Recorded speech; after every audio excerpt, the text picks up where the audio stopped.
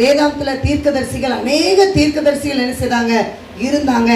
ஆண் தீர்க்கதரிசிகள் இருந்தாங்க, பெண் தீர்க்கதரிசிகள் என்ன செய்தாங்க இருந்தாங்க. கேட்டா நீங்க நிறைய பேர் சொல்றீங்க, தபரால் சொல்லுவீங்க, இன்னும் நிறைய தீர்க்கதரிசிகள், உள்தால், அப்படி நிறைய தீர்க்கதரிசி என்ன செய்யறாங்க இருக்கிறாங்க. அதுல ஒரு சில காரியங்களை சொல்லி நாம செபிக்க போறோம். அப்ப நான் கர்த்தரை கேட்கும் போது கர்த்தர் சொன்ன நாம் கடைசி நாட்களுக்கு நாம் என்ன செய்யறோம், நாம் வந்திருக்கிறோம். ஆனா கண்டிப்பா எல்லாருக்கும் என்ன வேணும், ஒரு தீர்க்க தரிசனம் வர என்ன செய்யும் வேணும். இன்னைக்கு யார் யாரெல்லாம் நீங்க வாஞ்சிக்கீங்களோ அவங்க மீது கர்த்தர் தம்முடைய தீர்க்க தரிசன ஆவி என்ன செய்வார், அவர் ஊற்றுகிற தேவனா இருக்கிறார். இதுல 4ஆம் அதிகாரம் 4ஆம் வசனத்துல பார்க்கும்பொழுது ஒரு மனிதனின் மனைவிதான் யாரு, தீர்க்கதரிசி, அவதான் தெபொராள். அவளை கொடுத்த ஒரு மனிதனின் மனைவி, அவள் நியாயம் விசாரித்தாள்.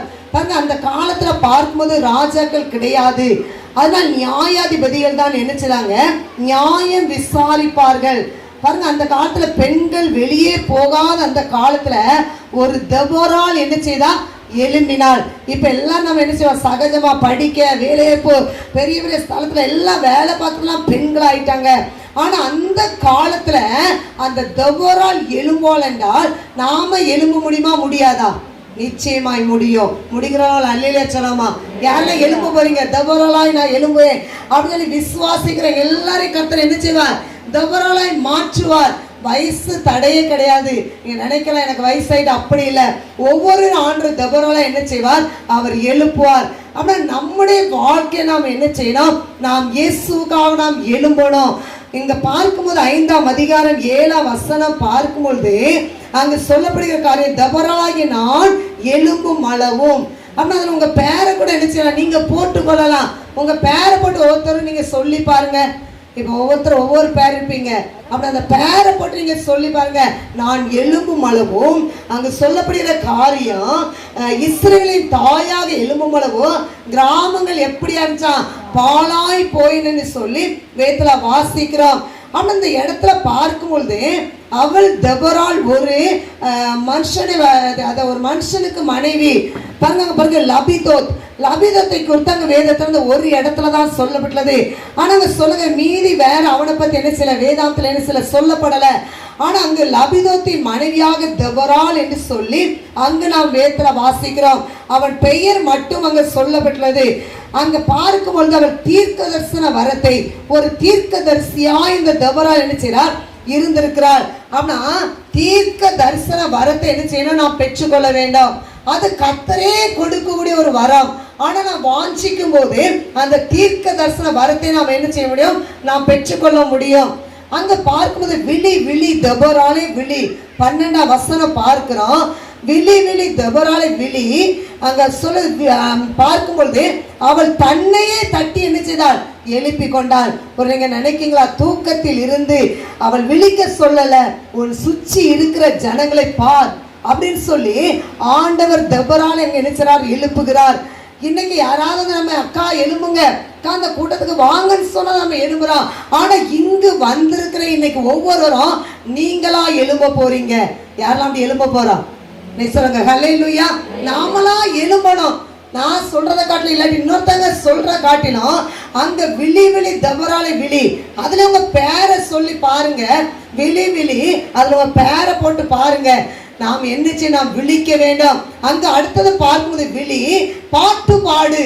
அங்க பார்க்கிறோம். அப்படின்னா நல்லா பாட்டு பாடி தேவனை என்ன செய்யணுமா, நாம துதிக்கணும். பாட்டு எதற்காக நாம் பாடுகிறோம், ஒன்று கர்த்தரை மகிமைப்படுத்தும்படியாய் நாம் பாட்டு பாடுகிறோம். இன்னொன்னு பார்க்கும்போது நாமே நாம் எழுப்பிக் கொள்ள வேண்டும். இன்னைக்கு நேரத்தில் இங்க சோர்ந்துவீங்க வந்திருக்கலாம், என்னால் எழும்புன்னு சொல்லி நல்ல சோர்வை ஆண்டவர் மாற்றுவார். இந்த நாளிங்க சோர்வின் ஆவியோட வந்திருக்கலாம். ஏதாவது ஒரு பிரச்சனை நிமித்தமாய், நீங்கள் போராட்டத்தை நிமித்தமாய் நீங்கள் சோர்ந்துவாய் இங்க வந்திருக்கலாம்.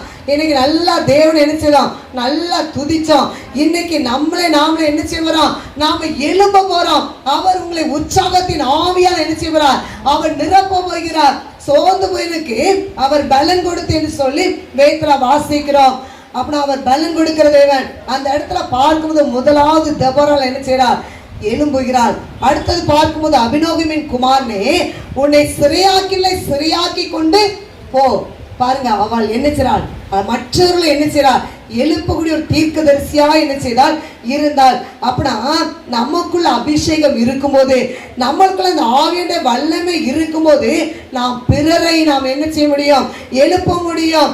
இன்னைக்கு நினைக்கிறான், என்னை யாராவது தட்டி எழுப்புவாங்களா, நான் அப்படியே கடக்கை சோர்ந்து போய் சொல்லி இன்னைக்கு அவங்க கூடலையே, அவங்க வரலையே.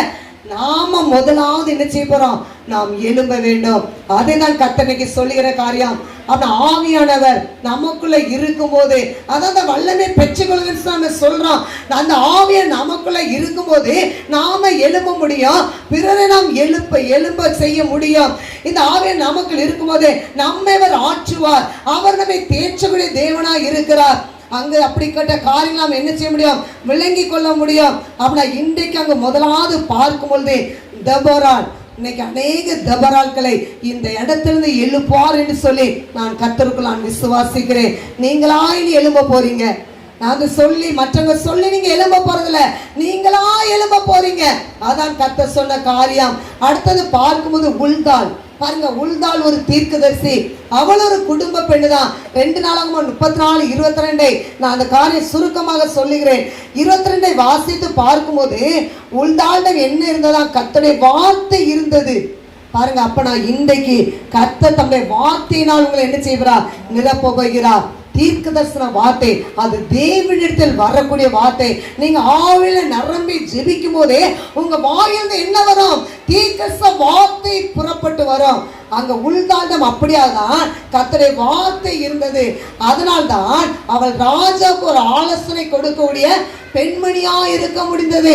அதெல்லாம் நீங்க வீட்டுல போய் வாசித்து பாருங்க, தியானிச்சு பார்க்கும்போது அவள் ஆலோசனை கொடுக்கக்கூடிய பெண்மணியா என்ன செய்தால் அவள் இருந்தாள். அவள் உள்தாள் ஒரு குடும்ப பெண். அவள் தீர்க்க தரிசன வரத்தை என்ன செய்தாள்? அவள் மூலமாய் நிறைவேற்றப்படுகிறது.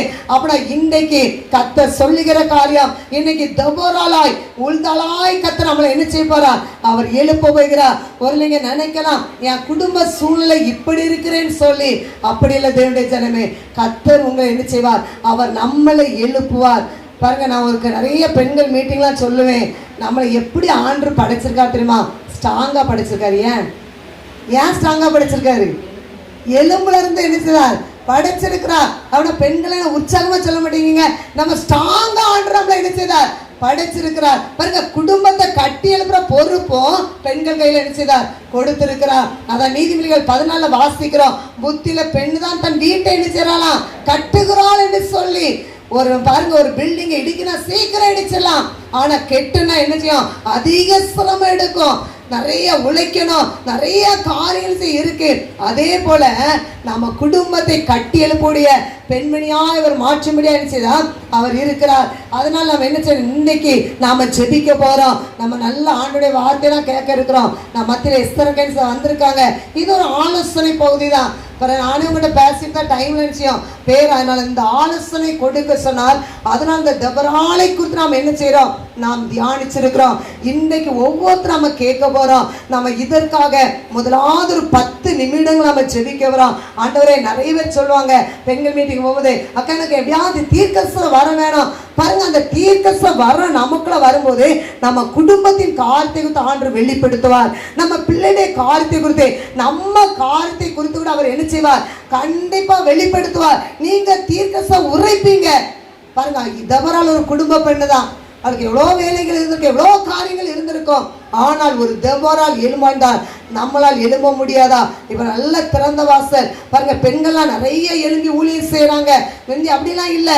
ஆனா நாம் தேவனுக்காக இன்னைக்கு சொல்லணும், ஆனா நான் உமக்காக எழும்பணும், எனக்கு ஒரு ஜெப எழுப்பல் உண்டாகணும் சொல்லி நாம ஜெபிக்கும் போது இனி உங்களுடைய ஜெப வாழ்க்கை கூட வித்தியாசமாய் மாறும். நம்ம இதற்காக நாம ஒரு 10 நிமிடம் நம்ம ஜெபிக்க வரோம். அதன் பிறகு சில ஜெப குறிப்பு இருக்கிறது. நம்ம ஜெபித்த பிறகு சில ஜெப குறிப்புகளை சொல்லி நாம என்ன செய்ய போறோம்? நாம ஜெபிக்க போறோம்.